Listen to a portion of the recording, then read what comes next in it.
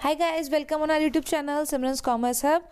कैसे आप सभी? आई होप एंड विश की सभी बहुत अच्छा। एंड फाइनली 2 साल बाद जो हमारा नोटिफिकेशन है, most awaited notification of the Rajasthan, हम कह सकते हैं इसको कि काफ़ी सारे स्टूडेंट्स को इसका वेट था, क्योंकि most popular university of Rajasthan जिसे हम कहते हैं, उसका पीएचडी का नोटिफिकेशन आउट हो गया है गाइस। और इसके बारे में हम यहाँ पर डिटेल में अच्छे से बात करेंगे। तो कैंडिडेट्स जो भी वीडियो को देख रहे हैं, सबसे पहले चैनल को सब्सक्राइब कर लीजिए, ताकि जितनी भी इन्फॉर्मेशन है, क्योंकि आपको सिंगल चैनल मैं कह सकती हूँ जहाँ पर सारी ऑथेंटिक इन्फॉर्मेशन मिलती है और कंप्लीटली आपको समझाते हुए सारी चीज़ें मिल जाती हैं, वो यहीं पर मिलने वाला है। तो चैनल को सब्सक्राइब कर लेना। साथ ही साथ वीडियो पसंद आए तो you may tell me in the comment section. ऊपर से आप इसको लाइक भी कर सकते हैं और साथ ही साथ दोस्तों के साथ शेयर भी कर सकते हैं। सो गाइस, इस वीडियो में हम कंप्लीट बात करने वाले हैं नोटिफिकेशन के बारे में। और भी जब आपकी क्वेरीज आएंगी, ऑब्वियसली बात है, जो आना लाजमी भी है, क्योंकि इसमें इस बार काफ़ी सारे चेंजेस हैं। तो जितना मुझे याद आता जाएगा मैं कोशिश करूँगी कि उतना मैं आपको बताती जाऊँ। फिर भी कुछ रह जाता है, कुछ कन्फ्यूजन्स रह जाते हैं, तो आप कमेंट सेक्शन में पूछें। और जैसे ही एडवोकेट नंबर ऑफ जो कंसर्न है वो मुझे मिलता है, तो मैं नेक्स्ट इसका पार्ट 2 ले आऊँगी, ताकि आपके जितने भी कंसर्न है, हो सकता है एक एक चीज़ कई लोगों को कन्फ्यूज़न हो, तो वहाँ पर क्लियर हो जाए। सो गाइज, अगेन प्लीज़ आप वीडियो में लास्ट तक बने रहिएगा। प्रॉब्लम एक ही है, हमेशा कहती हूँ कि बच्चे पूरी वीडियो देखते नहीं हैं, और उसके बाद वही प्रॉब्लम आप मुझसे बार बार कमेंट सेक्शन में पूछते रहते हैं। सो हम बात करें यूनिराज पेट एग्ज़ाम की। पहले तक ये एमपेट होता था। जो कैंडिडेट्स पुराने हैं, जिनका लास्ट टाइम नहीं हो पाया या फिर कुछ काफ़ी टाइम से वेट कर रहे हैं, उनको ये चीज़ पता होनी चाहिए कि जो एग्ज़ाम है पहले एमपेट कहलाता था। अब क्योंकि एमफिल बंद हो गया है गाइस, तो इस वजह से क्या हुआ है, ये हमारा जो नेम है वो यूनिराज पेट हो गया है यहाँ पर। तो आप इस चीज़ को ध्यान रखिएगा। इसी के साथ जो आपकी एप्लीकेशन है वो कब से कब तक फिल करी जा रही है, तो मैं आपको बता दूं, जो आपकी एप्लीकेशन है वो 17 जनवरी यानी कि कल सुबह 11 बजे से आपकी जो फॉर्म फिलिंग डेट है वो स्टार्ट होती है, और 29 जनवरी को रात को 12 बजे तक ये चलती रहेगी। बट प्लीज़ आप इसमें एक चीज़ ध्यान रखें कि जिसको भरना है फॉर्म, वो लास्ट डेट का वेट बिल्कुल मत करना, ऑन टाइम आप इस फॉर्म को भर दीजिएगा। साइट की हम बात करें तो इन्होंने जो लिंक है वो अलग से क्रिएट किया है, तो आप यहाँ पर देख सकते हैं pet.uniraj.res.in जो है इनका ये लिंक है। कुछ कैंडिडेट्स क्या हो सकता है कि आप जब साइट पर विजिट करें तो आपको नहीं मिले, तो प्लीज़ गाइस इस लिंक को आप क्या करें, कॉपी कर लें। और इसके साथ मैं आपको एक और चीज़ बता दूं, काफ़ी सारे यहाँ पर हमको पीडीएफ्स वगैरह देखने को मिलेंगे, तो सारी चीज़ें वीडियो में डिस्कस कर पाना पॉसिबल नहीं है। वो जितनी भी वीडियोज़ हैं मैं मेरे टेलीग्राम पर पोस्ट कर दूँगी, जितनी भी रिलीवेंट और हमारे लिए यूज़फुल वीडियोज़ हैं। तो आप मेरा जो टेलीग्राम चैनल है उसको फॉलो कर सकते हैं, उसका लिंक मैं डिस्क्रिप्शन में अवेलेबल करवा रही हूँ। साथ ही साथ इसके अलावा भी आपको अगर कुछ प्रॉब्लम आती है तो आप कमेंट सेक्शन में, और इसी के साथ आप मुझे व्हाट्सएप पर भी पूछ सकते हैं। ट्राई करूँगी कि जितने भी कैंडिडेट्स हैं जिनकी क्वेरीज रहती हैं वो मैं बता पाऊँ, साथ ही साथ नेक्स्ट पार्ट में एक साथ वो सारी क्वेरीज भी मैं क्लियर कर दूँ। तो हमारी जो डेट्स थी वो हमने देख ली है। अब इसके बाद हम ये देखेंगे जो सीट्स हैं किस डिपार्टमेंट में कितनी आई हुई हैं। तो गाइज एक चीज़ और मैं आपको बता दूँ, यहाँ पर ध्यान देने लायक है। कंफ्यूज बच्चे कहाँ होते हैं, ये ध्यान रखना, यूनिराज पेट 2021 और 2022 है, हालांकि ये निकला 2024 के स्टार्टिंग में है। पर ये बात ध्यान रखिएगा, इस जो 2021 में पेपर हुआ था, मैंने तब भी कहा था कि वो प्रीवियस वाले सेशन का हुआ था, और 21-22 वाला नॉट इवन इंक्लूडेड 23-24 में ये वाला हो रहा है। इसका टाइटल है यूनिराज पेट 2021 एंड 2022। जो वैकेंट सीट है वो 16 जनवरी तक अपडेटेड है। ABST में बात करें तो 26 सीट है। रिजर्वेशन सिस्टम लागू होगा, जो सेंट्रल का नहीं, सॉरी, स्टेट गवर्नमेंट का जो रिजर्वेशन सिस्टम लागू होता है वो यहाँ पर लागू होगा। एंथ्रोपोलॉजी में 12 है, बायोटेक्नोलॉजी में 8 है, बॉटनी में 39, बिजनेस एड में जैसा मैंने पहले ही बताया था 32 के आसपास सीट्स आएंगी, तो 33 यहाँ पर हो गई हैं। केमिस्ट्री में भी काफ़ी अच्छी सीट है, 49 तो यहाँ पर। और रिसर्च जो इनके सेंटर्स होते हैं, और रिसर्च सेंटर्स क्या होते हैं, जो कुछ डिफरेंट कॉलेजेस हैं जयपुर के, उनमें इनके रिसर्च सेंटर्स बना दिए जाते हैं, तो वहाँ पर भी बच्चे अपनी रिसर्च कर सकते हैं। ड्राइंग एंड पेंटिंग में 11 सीट्स हैं। EFM में बात करें, कॉमर्स की स्ट्रीम है, तो 12+6 यानी कि 18 टोटल सीट्स हैं। और इकोनॉमिक्स में बात करें 27 सीट। एजुकेशन में 31 सीट्स हैं, 21+20 हैं। इंग्लिश में यानी कि इंग्लिश लिटरेचर आपका हो गया है। इसके बाद है फ्रेंच, यूरोपियन लैंग्वेज, लिटरेचर और कल्चरल स्टडीज़, केवल एक ही सीट आई है। ज्योग्राफी में काफ़ी अच्छी हैं, 34 तो यूनिवर्सिटी में, और 65 जो रिसर्च सेंटर्स हैं उनमें है। जियोलॉजी में है 7, human ecology, environmental and population studies में 1। हिंदी में भी बहुत अच्छी सीट्स हैं गाइस, 33+34 यहाँ पर देख सकते हैं आप। हिस्ट्री इंडियन कल्चर में 26, और होम साइंस में है डेवलपमेंट कम्युनिकेशन की 4, फूड ह्यूमन न्यूट्रिशन की 12, और ह्यूमन डेवलपमेंट और फैमिली की 7, जैन स्टडीज़ में 2, लॉ में 43, लाइब्रेरी इंफॉर्मेशन साइंस में 12, और इस डिपार्टमेंट में हम कह सकते हैं पिछली बार शायद 2 या 3 ही सीट आई थी, इस बार काफ़ी अच्छी आई है और उससे पहले तो इसमें सीट शायद नहीं थी। मैनेजमेंट में जो कि आर्य पोद्दार कॉलेज से होता है 2 सीट है। मैथमेटिक्स में 25 + 20 रिसर्च जो इनके सेंटर्स होते हैं उनमें है। माइक्रोबायोलॉजी में 13 सीट है एक यूनिवर्सिटी में 12 रिसर्च सेंटर्स पे। म्यूजियोलॉजी में और कंजर्वेशन में 4। नेक्स्ट है म्यूजिक में 14 और नॉन कन्वेंशनल एनर्जी सोर्स में 2। तो यहाँ तो हो गई है गाइस हमारी सीट्स की बात। अब हम कुछ FAQs है राजस्थान यूनिवर्सिटी से रिलेटेड उनको डिस्कस कर लेते हैं ताकि कुछ जो कन्फ्यूजन्स हैं आपके वो दूर हो जाए। इसके अलावा मुझे जो चीज़ें आती जाएंगी याद वो मैं आपको भी बताती जाऊँगी। सो नेक्स्ट गाइस हम बात करते हैं RU के FAQs की। तो पहली बात तो मैं बता दूँ यहाँ पर जो प्रॉपर नोटिफिकेशन है वो शायद कल तक आ जाना चाहिए डिटेल वाला, जिसमें मोस्ट प्रोबेबली डेट्स वगैरह क्लियर हो गई हैं, उसकी हम आगे बात करेंगे। केवल एक जो फीस है वो अभी तक क्लियर नहीं हुई है क्योंकि मैंने जैसे ही वीडियो आया तो बना दिया है। मे बी FAQ में वो लिख रहा हो, अदरवाइज वो कल तक आपको मालूम चल ही जाएगा। नेक्स्ट चीज़ ये है किसी भी तरीके से कैंडिडेट को एग्जाम नहीं रखा गया है, बट बाकी हम इस FAQ की बात कर लेते हैं। What is the eligibility criteria for PhD course in UOR। तो अगर जिसका PG कंप्लीट हो गया गाइस वो इसको अप्लाई कर सकते हैं। नेक्स्ट है 55% आपका होना चाहिए। और is there any relaxation for any category of applicants. तो 5% का रिलैक्सेशन मिलेगा किस किस को, तो वो मिलेगा SC ST OBC MBC और EWS कैंडिडेट्स को। नेक्स्ट जो है आपका वो है what is the requirement for in service candidates. बहुत सारे कैंडिडेट्स हमेशा ये पूछते हैं मैम हम जॉब कर रहे हैं क्या ये साथ चल पाएगा, मैम हम गवर्नमेंट जॉब में हैं क्या ये अलाउ है, कुछ प्रॉब्लम तो नहीं आएगी। तो उन्होंने क्लियर किया है in service candidate shall be eligible for admission to PhD program only after taking leave and prior permission from their employer for the duration of the course work which will commence after having been admitted through the Uniraj PET 2021 and 22 test. सीधी बात ये है कि अगर आपका selection हो जाता है तो आपको अपने जहाँ भी वर्क कर रहे हैं कोर्स वर्क के ड्यूरिंग छुट्टी लेनी पड़ेगी। जैसा मैं हमेशा बोलती हूँ कि कोर्स वर्क में आपको छुट्टी लेनी पड़ेगी क्योंकि रेगुलर होता है तो 2 जगह आप प्रेजेंट दिखा नहीं सकते अपने आप को। तो बस यहाँ पर आपको कोर्स वर्क के दौरान छुट्टी लेनी पड़ती है। इसके बाद आप आराम से अपनी PhD को स्मूथली वर्क कर सकते हैं, उसमें कोई भी इशू नहीं आता। यहाँ पर एक NOC वगैरह जमा होती है रिलेटेड जो भी आपका डिपार्टमेंट है, स्पेशली जब आप गवर्नमेंट एम्प्लॉई हैं। नेक्स्ट है is there any provision of part time PhD। तो PhD programme through part time mode will be permitted provided all the condition stipulated in these regulations are fulfilled. The candidate shall submit a no objection certificate from the appropriate authority in the organisation where the candidate is employed clearly stating that. ठीक है, कुछ लोग अपने office hours की वजह से या फिर किसी और रीज़न की वजह से पार्ट टाइम PhD को प्रेफर करते हैं, बट जैसा मैंने पहले ही बताया था कि आप लोग रेगुलर जो PhD उसको प्रेफर करें, पार्ट टाइम को ना करें। Is there any exemption for candidates who are having UGC JRF और CSIR JRF। तो उनको बिल्कुल भी कोई एग्जाम्पशन नहीं मिलेगा, उनको जो है एग्ज़ाम देना पड़ेगा। क्लियरली लिखा गया है कि आपको एग्जाम्पशन नहीं मिलेगा, सो इस चीज़ को आप प्लीज़ फोकस करके ध्यान से सुन लीजिएगा। Are there any relaxation special provision for UGC नेट। तो यहाँ पर आपको वेटेज जरूर मिल जाएगा। नेट सेट MPhil है तो 7 मार्क्स और JRF है तो 10 मार्क्स। नेक्स्ट है आपके पास how many paper are there. तो मैंने जस्ट 3-4 दिन पहले एक वीडियो डाला था जहाँ पर रूल्स रेगुलेशन के अपन ने बात की थी, तो यहाँ पर बात कर लेते हैं हम। आपका जो पेपर है 2 घंटे का होगा और आपको 1 आवर दोनों के लिए मिलेंगे क्योंकि दोनों में 75 क्वेश्चंस होंगे। ध्यान रखना गाइस, सीधी बात ये कि कंपटीशन तो काफ़ी ज़्यादा बढ़ेगा ही बढ़ेगा। 2 साल बाद नोटिफिकेशन निकला है और इसके साथ JRF वाले बच्चे हैं, असिस्टेंट प्रोफेसर की तैयारी करने वाले बच्चे हैं, PhD सबको करना है, ऊपर से RU में आ गया है। राजस्थान के बच्चे तो है ही हैं, बाहर के भी काफ़ी सारे बच्चे रेगुलर मेरे से कांटेक्ट में हैं जिनको यहाँ से PhD करना है। तो किसी भी डिपार्टमेंट की हम बात करें कंपटीशन काफ़ी मिलने वाला है हमको, तो यहाँ पर मेहनत भी लगेगी। 2 घंटे का आपका पेपर होगा। दोनों ही जो आपके पेपर्स हैं सेक्शन 1 और सेक्शन 2 के लिए 1-1 घंटा आपको मिलने वाला है। दोनों में 75 MCQs आएंगे।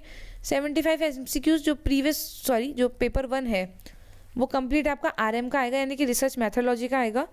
जबकि पहले ही गाइस जो आता था पेपर इन्होंने चेंज कर दिया, पहले ही टीचिंग एप्टीट्यूड का आता था और अभी जो पेपर है वो कंप्लीट किसका हो गया है, रिसर्च मैथोलॉजी का।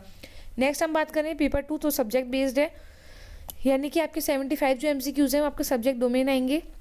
इसमें बेसिकली कोई चेंज नहीं किया गया है, जो पहले का सिलेबस चला रहा था वही है। यहाँ पर एक चीज़ बता दूँ, बिजनेस एड EFM और ABST यानी कि कॉमर्स स्ट्रीम के जो कैंडिडेट्स हैं उनके प्रीवियस पेपर मेरे पास अवेलेबल हैं, जो कि मेरे ऐप पर है सिमरन एकेडमी, जिसका लिंक मैं डिस्क्रिप्शन में अवेलेबल करवा रही हूँ और वहाँ जाकर आप परचेज़ कर सकते हैं इनको और अपनी जो प्रैक्टिस है उसको कर सकते हैं।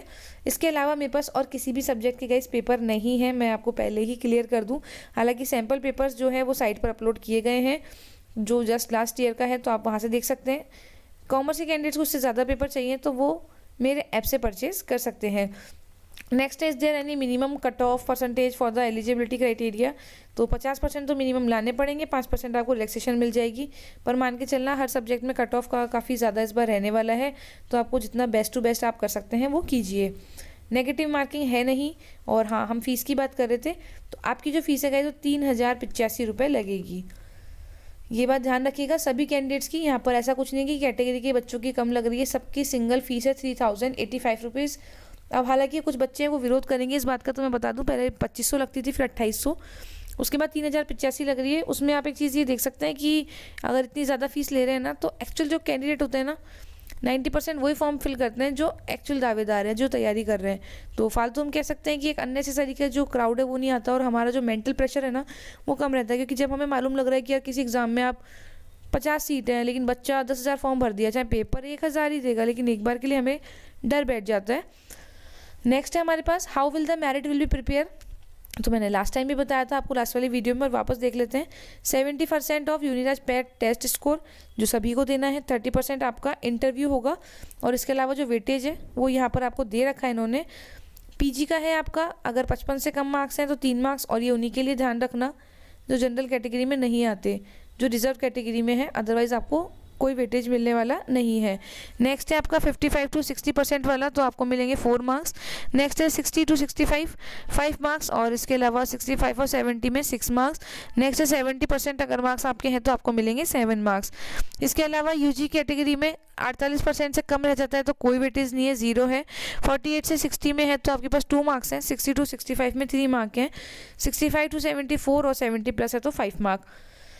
मैक्सिमम जो मार्किंग है वो 5 मार्क्स है। और 12th के अगर फर्स्ट डिवीज़न आप नहीं आ पाए 12th में गलती से, तो आपको कोई नंबर नहीं मिलने वाला। 60 से 70 हो तो 1 मार्क, 70 to 80 हो तो 2 मार्क, और 80 हो और फिर चाहे राजस्थान के रैंक होल्डर हो, 3 ही नंबर आपको मिलने वाले हैं।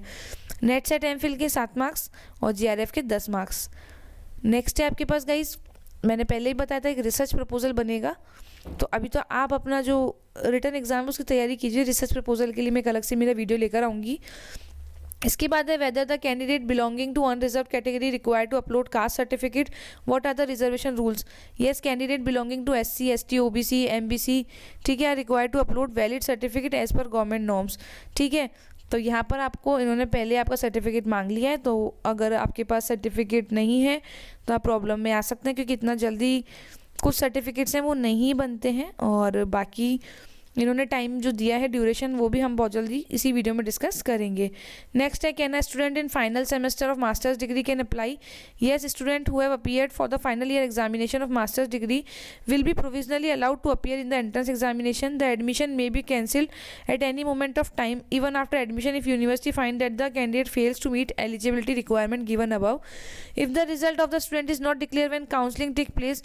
जैसा मैंने आपको बताया था कि भर दो, भरने में तो क्या जा रहा है मास्टर्स डिग्री का जो सेकेंड ईयर में है 4th सेमेस्टर में, बट देखो होगा क्या, अगर इन्होंने मई या जून तक अपने प्रोसेस को रख लिया तब तो आप बच जाओगे क्योंकि रिजल्ट आ जाएगा, बट अगर उससे पहले कंप्लीट कर दिया तो आपका मास्टर्स कंप्लीट नहीं होगा और आप वहीं पर क्या होंगे, कैंसिल कर दिए जाओगे। नेक्स्ट है when and where I have to submit the hard copy of application form and relevant document after declaration of result of Uniraj PET. Only the successful candidate will have to submit hard copy of the form along with the relevant document to the concerned department within stipulated time given by Uniraj PET। In short अभी तो आपको केवल form भरना है और जो hard copy निकलेगी वो अपने पास संभाल के रखनी है। ठीक है, जब आपका पेपर होगा, आप जब सेलेक्ट हो जाएंगे, सेलेक्ट नहीं मतलब जब आप 50% का क्राइटेरिया कंप्लीट कर लेंगे तब काउंसलिंग होगी, और उस काउंसलिंग के टाइम पर आपको अपना जो फॉर्म आपने भरा है और रिलेवेंट डॉक्यूमेंट्स वहाँ पर सबमिट करने पड़ेंगे। What is the last date of receiving the hard copy, तो 3 मार्च तक आप इसको क्या कर सकते हो, सबमिट कर सकते हो। The last date of receiving the hard copy of form along with its relevant document by the qualified candidate is 3 March, ठीक है, till 4:30 PM। What sort of documents, क्या क्या डॉक्यूमेंट्स चाहिए होंगे, तो ऑनलाइन फॉर्म भरते टाइम पासपोर्ट साइज फ़ोटो चाहिए आपको जो कि 200 KB की होनी चाहिए, front and back side of marksheets.